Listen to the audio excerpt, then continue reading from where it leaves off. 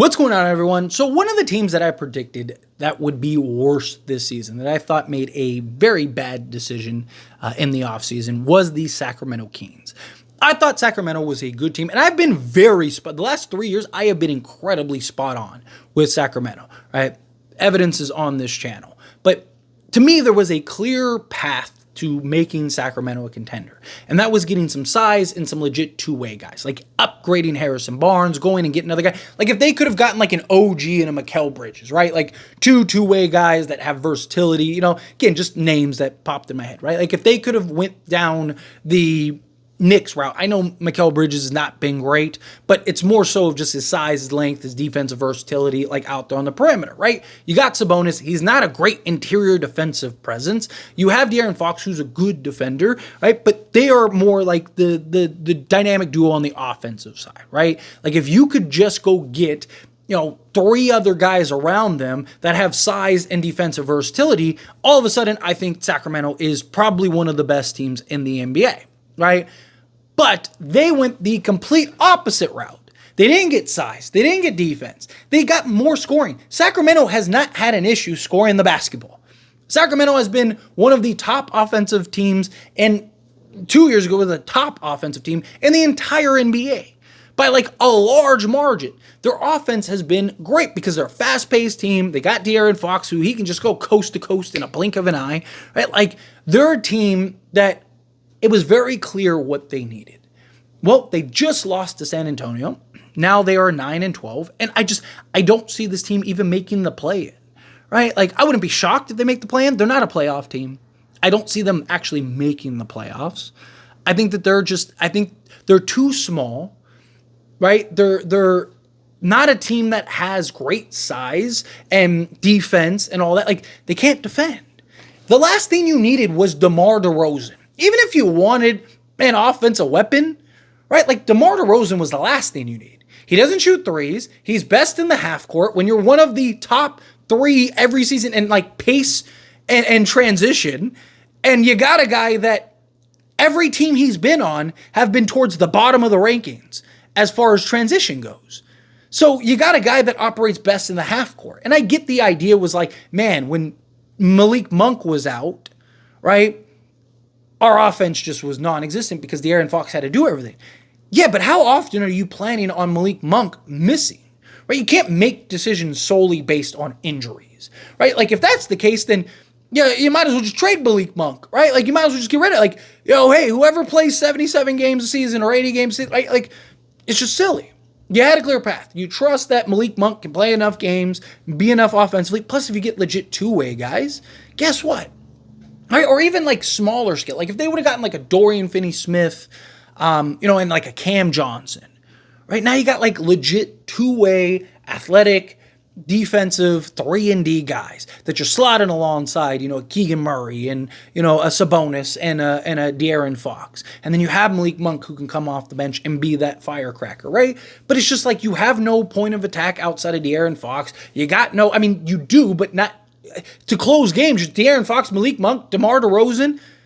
You're tiny. You have no defense. You have no interior presence. Sabonis is, he's great. Don't get me wrong, but he's not this like juggernaut on the defensive side, right? So like you don't have great rim protection. You don't have great perimeter defense. You're tiny, so you're giving up all these rebounds and stuff. It's just you're not going to win a lot of games the way that they're operating right now. Right? The last thing they needed was to pay DeMar DeRozan. Was he making like $23 million a year, $22 million a year? That was the last thing they needed to do. Right? They had a clear path. I mean, you can make an argument they should have. The way Harrison Barnes is playing this year, they kind of need him more than they needed, DeMar DeRozan. Like if he was playing the way he's playing right now, and I know, like you look at DeMar DeRozan's stat line and stuff like that, and it's good, right? But it's good on a bad team, right? Because they're a bad team. It's not a great fit. It's not this like seamless fit. It doesn't solve their needs, right? Yeah, it takes pressure offensively from Malik Monk and Sabonis and De'Aaron Fox, but it doesn't add to them, right? It doesn't add and make things easier overall for them, right? It doesn't take pressure on the defense side, right? Like it's just you're just outscoring teams at this point, but you're letting teams get 125 a game, right? The Spurs just put up 127, right? Like, that's where the problem lies. And I think personally, Sacramento painted themselves into a corner. I think that this was one of those things where they panicked, right? It was like, oh man, we need to compete.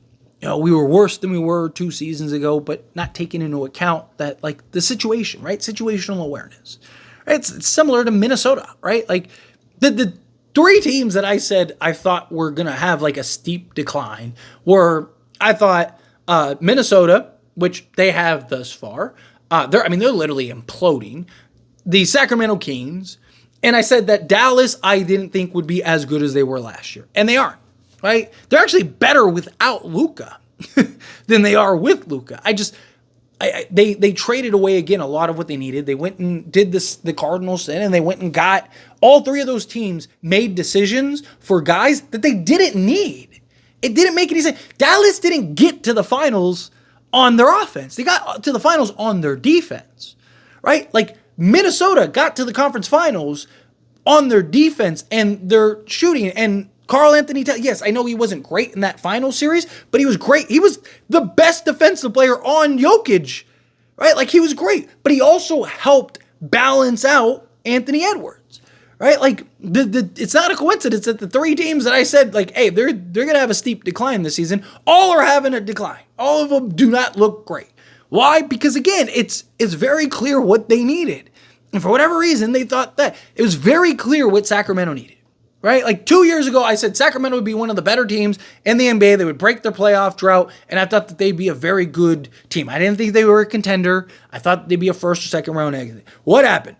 They were one of the best teams. They were the 2 seed, right? Something like that. They were a great offensive team, great regular season team. They got into the playoffs, went up against Golden State, and lost in the first round, right? Like, literally, again, the videos are on this channel, right? Like, they're here, they're there. And then last season, I said that they're going to regress, right? That they're not going to be as good as they were last year, but they'd still be a playoff team. Obviously, Malik Monk, I didn't know he was going to get hurt, but if he doesn't get hurt, they are a playoff team, right? That I thought they'd be a playoff team, but once again, they would end up losing in the first round. But instead, they ended up losing the play, right?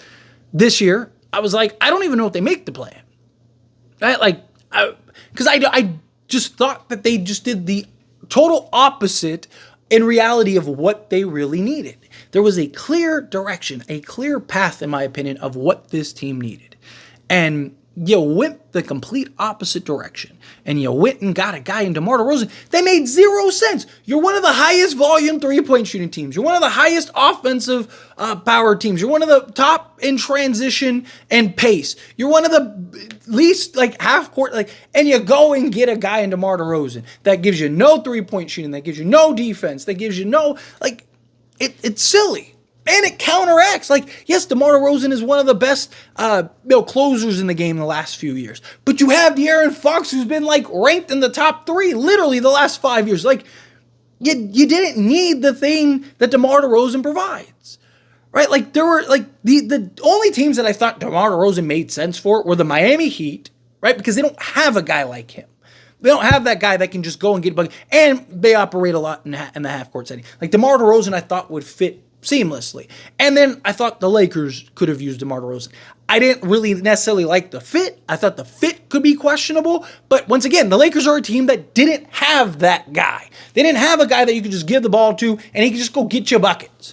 Right? They didn't have that guy that could just operate and score, all in the mid-range and take pressure off your stars. The Sacramento Kings had that. They have it. They have it in Malik Monk and De'Aaron Fox. You didn't need a third guy. You didn't need the same player just on a different scale, right? Like, it made no sense to me.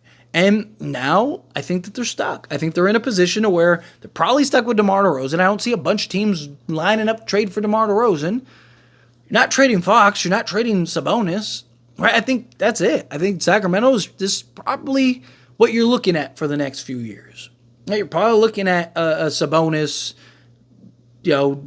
DeMar and Fox.